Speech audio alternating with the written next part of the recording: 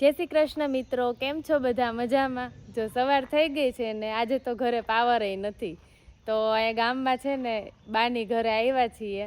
તો અહીંયા આંબો છે સરસ મજાનો ને છાંયો એવો સરસ છે ને, આ બધું ખુલ્લું છે ને એ લોકોને ઘરે, એટલે પવન એવો મસ્ત ઠંડો ઠંડો આવે છે. તો અહીંયા આંબો છે ને ત્યાં આવી તો જો કેરી જોઈ મેં. એ ગામડામાં તો ઘરે બધાને કેરી હોય. એ જો કેરી સરસ મજાની પાક ઉપર આવી ગઈ છે અને એકદમ નીચે નીચે લટકે છે. સરસ મજાની છે. તમને લોકોને આમ જોતા જ મોઢામાં પાણી આવી જાય. આ કાચી હોય તો આપણે એમાં મીઠું જીરું મરચું નાખીને આપણે ખાઈ શકીએ અથાણામાં. એવી પણ આમ મજા આવે બહુ. તડકાની કેરી ખાવાની આમ ઠંડક લાગે. તો આ જો ઘર પણ એકદમ સરસ છે. હું મારા સાસુ વારે આવી છું ને આ બાનું મકાન છે. જો આ બા ઊભા ને એ લોકો જોવે છે અને હું વિડીયો બનાવું છું. તો તમને મારો બ્લોગ કેવો લાગ્યો કોમેન્ટ કરવાનું ભૂલતા નહીં. આવતા બ્લોગમાં ફરી મળશું. ત્યાં સુધી બાય બાય, ટેક કેર.